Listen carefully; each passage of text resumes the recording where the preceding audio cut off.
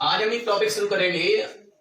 इसका उद्देश्य होगा हमारा कि 1 एरो 3 टारगेट्स। कहने का मतलब एक तीर से 3 निशाने लगाएंगे हम लोग। ये हमारा क्लास 9th में भी आता है, 9th में भी आता है, 10th में भी आता है और 12th में भी आता है। तो कहने का तात्पर्य आप समझ चुके कि 1 एरो 3 टारगेट्स मतलब 3 क्लास के लिए ये टॉपिक बहुत ही इंपॉर्टेंट है। 9th क्लास में ये केस स्टडी के रूप में आता है और 12th में भी ये केस स्टडी के रूप में आता है। लेकिन हम पहले इसको समझेंगे बेसिक्स, उसके बाद हम आगे चर्चा करेंगे विस्तार से। चलिए, तो first we are going to discuss the term unemployment. Unemployment होता क्या है? अनएम्प्लॉयमेंट मतलब बेरोजगारी। क्या होता है? अनएम्प्लॉयमेंट का मतलब होता है बेरोजगारी। अनएम्प्लॉयमेंट का मतलब it is a situation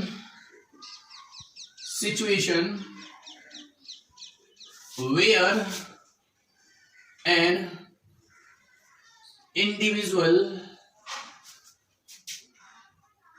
is willing to do job at the prevailing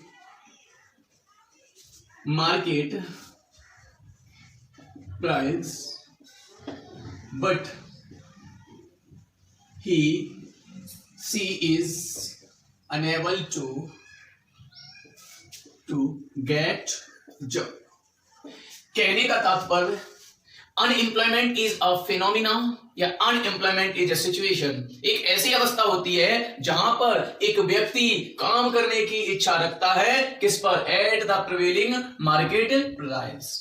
कहने का मतलब प्रचलित मजदूरी दर पर एक व्यक्ति काम करने की इच्छा रखता है लेकिन उसको काम नहीं मिलता है, और इसी सिचुएशन को हम बोलते हैं अनएम्प्लॉयमेंट। क्या बोलते हैं? अनएम्प्लॉयमेंट। चलिए, अब हम एक चीज के बारे में और चर्चा कर लेते हैं। वर्कर्स के बारे में हम चर्चा करते हैं। वर्कर्स होते कौन हैं और कितने प्रकार के वर्कर्स होते हैं? A workers is a person who participate in the production activity to boost the GDP of the economy। कहने का मतलब वह व्यक्ति वर्कर कहलाता है जो हमारे यहाँ पर प्रोडक्शन में पार्टिसिपेट करता है और जिससे हमारी अर्थव्यवस्था को उछाल मिलता है, अर्थव्यवस्था हमारी बढ़ती है, बूस्ट करती है। चलिए, तो वर्कर्स हमारे यहाँ पर 2 तरीके के होते हैं। एक होता है सेल्फ वर्कर्स और दूसरा होता है हायर्ड। सेल्फ और हायर्ड। सेल्फ वर्कर्स मतलब जिनका स्वयं का बिजनेस हो, खुद का, सेल्फ ऑनर हो। मतलब कहने का तात्पर्य कि जिस व्यक्ति का खुद का व्यवसाय हो, खुद की बिजनेस हो, उसको हम बोलते हैं self worker. Self worker is a person who is the owner of his her business. कहने का मतलब अपने व्यवसाय का स्वयं ही मालिक हो। एक होता है हायर लेबर, और हायर लेबर को फर्दर 2 पार्ट्स में हमने डिवाइड किया। एक होता है रेगुलर वर्कर और दूसरा होता है casual worker. Casual worker, regular worker का मतलब होता है कि वो रेगुलरली काम पर हायर कर लिया जाता है, जैसे बड़ी बड़ी कंपनीज में। और रेगुलर यहाँ पर सोशल सिक्योरिटी होती है, उसको क्या मिलता है? रेगुलर वर्कर को सैलरी मिलती है। रेगुलर वर्कर को सोशल सिक्योरिटी होती है। सोशल सिक्योरिटी मतलब पेंशन और पीएफ की सुविधाएं भी होती हैं। तो ये रेगुलर वर्कर्स के अंतर्गत आ गए। कैजुअल वर्कर में क्या होते हैं? कैजुअल वर्कर में वो लोग आते हैं जो सीजनल काम मिलता है और डे टू डे वर्क करते हैं, और डेली वेजेस वाले मजदूर, उनको क्या मिलता है? वेजेस मिलता है। क्या मिलता है? मजदूरी मिलती है, और उनको सोशल सिक्योरिटी और पेंशन नहीं मिलती। हम कह सकते हैं कि कैजुअल वर्कर्स आते हैं अनऑर्गेनाइज्ड सेक्टर में, हम बोल सकते हैं। चलिए, टेक योर टाइम प्लीज। अब हम चर्चा कर लेते हैं types of unemployment. Types of unemployment में we are going to discuss the very first type of unemployment is disguised unemployment. Disguised unemployment. चलिए, इसके बारे में हम चर्चा कर लेते हैं। डिसगाइज्ड का मतलब होता है अदृश्य, मतलब देखिए छिपी हुई बेरोजगारी भी हम इसको बोल सकते हैं।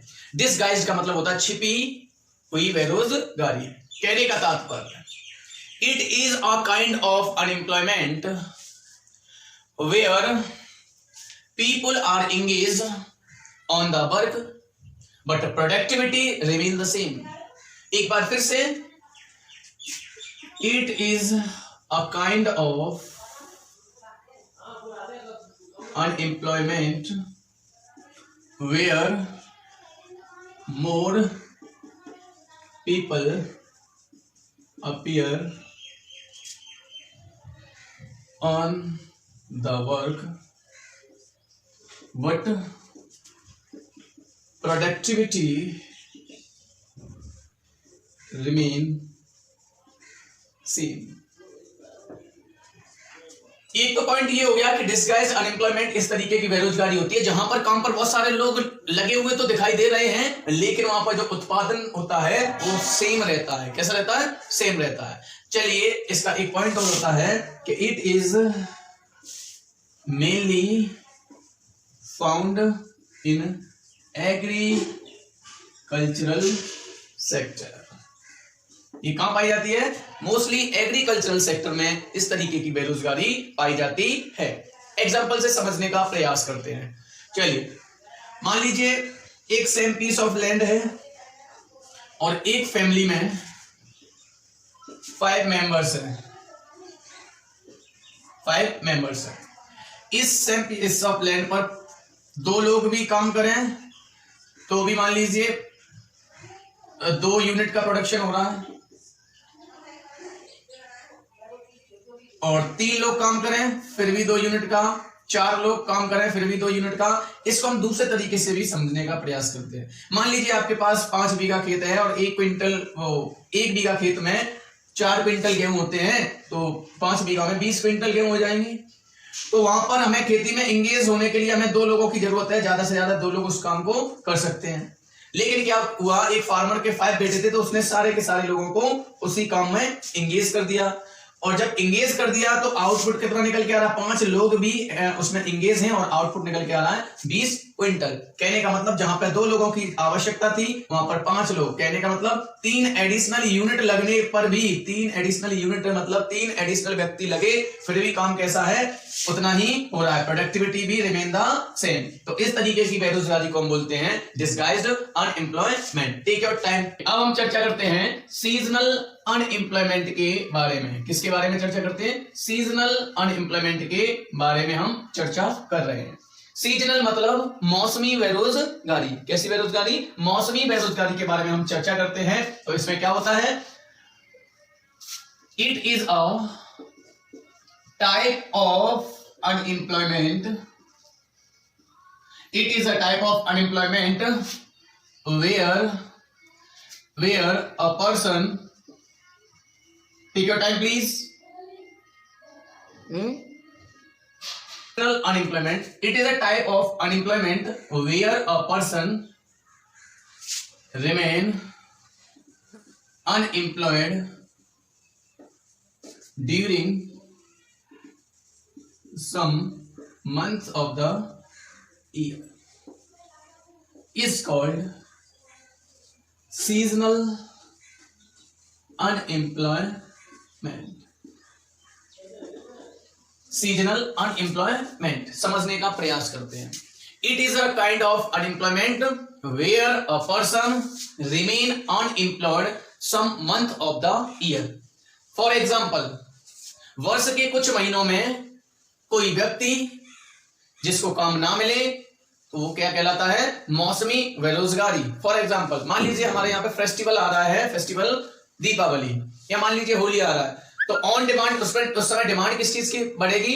प्रोडक्शन किस चीज का बढ़ाना पड़ेगा हमें? कैंडल्स का। तो कैंडल्स की डिमांड बढ़ेगी तो हमें ज्यादा लेबर परचेज करनी पड़ेगी, हायर करनी पड़ेगी, और जब लेबर ज्यादा हायर करनी पड़ेगी तभी हम ज्यादा से ज्यादा यूनिट प्रोडक्शन कर सकते हैं। जब हम ज्यादा से ज्यादा यूनिट प्रोडक्शन करेंगे वो केवल सीजन तक ही सीमित रहेगा। जैसे ही कोई भी फेस्टिवल खत्म हुआ और फेस्टिवल खत्म होने के तुरंत बाद क्या होगा? अब क्या होगा? चीजों की डिमांड कम हो जाएगी, और डिमांड कम हो जाएगी तो हमें क्या करना पड़ेगा? लेबर को रिलीज करना पड़ेगा, और लेबर को रिलीज करेंगे तो वो जो लेबर रिलीज की वो क्या हो गई? अनएम्प्लॉयड। कहने का मतलब कुछ साल के कुछ महीनों के लिए वो लेबर कैसी हो गई, अनएम्प्लॉयड हो गई। कहने का मतलब वो बेरोजगार हो गई। ठीक है, चलिए अब हम चर्चा करते हैं next. Take your time. Educational unemployment के बारे में हम चर्चा कर रहे हैं। चलिए तीसरा टाइप हम पढ़ रहे हैं कि ये क्या होता है। It is a type of unemployment where many graduate and postgraduate degree holder unable to get job is called educational unemployment। चलिए सुनिए क्या होता है ये एजुकेशनल अनएम्प्लॉयमेंट का मतलब होता है शैक्षिक बेरोजगारी। शैक्षिक बेरोजगारी का मतलब हुआ कैसे हुई शैक्षिक बेरोजगारी। मान लीजिए हमारे यहाँ पर बहुत सारे ग्रेजुएट डिग्री होल्डर्स और पोस्ट ग्रेजुएट डिग्री होल्डर्स हैं। मान लीजिए हमारे यहाँ पर बीटेक होल्डर्स बहुत ज्यादा हैं, लेकिन उनको अच्छी जगह कहीं प्लेसमेंट नहीं मिल रहा है, तो वो क्या रहेंगे, रिमेन अनएम्प्लॉयड। मतलब उनको जॉब नहीं मिल रही है और वो पढ़े लिखे होने के बावजूद भी उनको जॉब नहीं मिल रही है, उनकी कैलिबर टैलेंट एंडेवर के अकॉर्डिंग उनको जॉब नहीं मिल रही। तो कहने का तात्पर्य हुआ इस तरीके की बेरोजगारी को हम बोल सकते हैं एजुकेशनल अनएम्प्लॉयमेंट। Educational unemployment. चलिए नेक्स्ट है हमारा वॉलेंटरी अनएम्प्लॉयमेंट। वॉलेंटरी अनएम्प्लॉयमेंट मतलब स्वेच्छा से बेरोजगार होना। समझने का प्रयास करिए। It is a type of unemployment where an individual